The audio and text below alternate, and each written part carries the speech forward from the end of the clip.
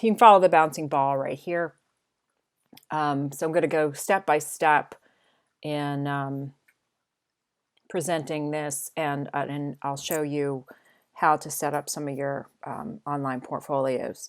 So ultimately, when you consider, should you create a website or should you create a portfolio reel?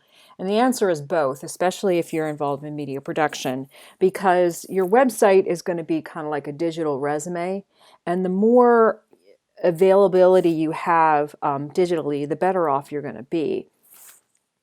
So the websites will allow you to show some pieces in isolation, whereas your reel, so you might have several different videos on your reel, but this is your this is your YouTube channel. What if you have some writing, or what if you have some digital social media posts that you would like to add? And so the website, just the way that you drive your users, you can drive them to specific elements of your work, and you can also tailor your website to a particular job target. It also reflects your own personality and creativity. So those people who've had come through too with me probably have seen this before. And certainly if you've already begun creating your portfolio site via Wix or Adobe Spark or any of the portfolio sites that are out there that are free, you can certainly continue in some of those. So if you own your own domain, right now there's a bunch of sales and customize your own domain. So if you have a company that you would like to start, then you can create your own domain, and that just looks a little bit better. Otherwise, if you just have like Wix or WordPress, it's fine if you keep it that simple. Make sure you have an About Me. So this might reflect your LinkedIn profile. You want to have some sort of title descriptor. So ultimately, what is this job? What do you seek? What is this ultimately? What do you dream of doing or being? And then include on your website 3 to 10 samples of your best work. This could be audio, this could be video, this could be pictures, or it could be a combination of all of those.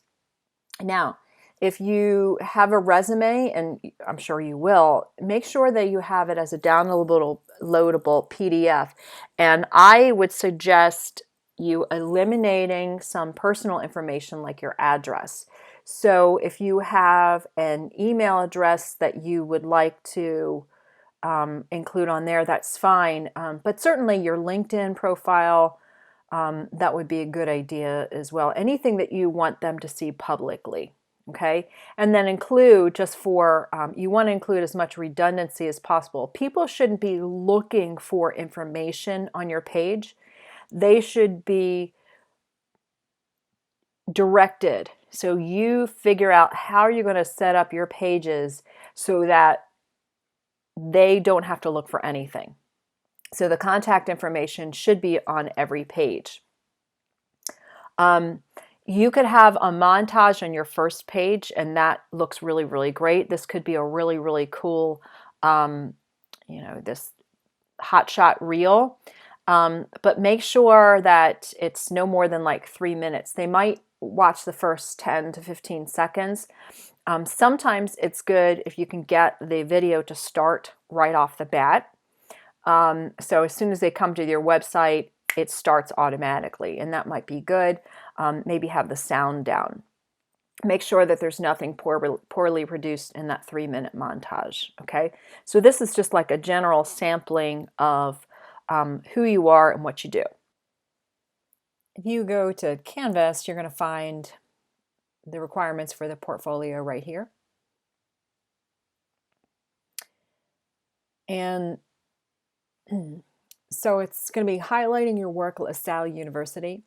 You can include whatever works that you want, but 3 samples of your best work from 408. And this is going to be hopefully from the beginning part of the semester. I think it would be a good idea if you could include your upcoming package. So that's going to be a work in progress. I think it would be a good idea for you to composite some of your video work. So so it might be a good idea for you to have like a short little highlight reel, I guess. And this should be about 3 minutes long tops.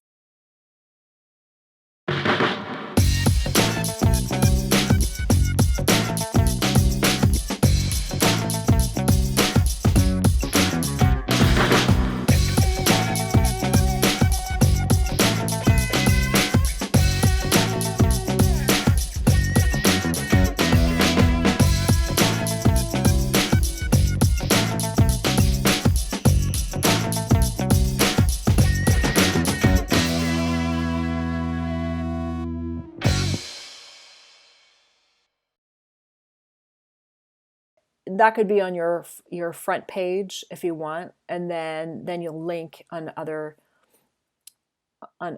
pages some of your other work. So this might be video, this might be audio, this might be articles, it could be a blog. You decide. And you should use a clean template. Again, I emphasize clean because the simpler, the better.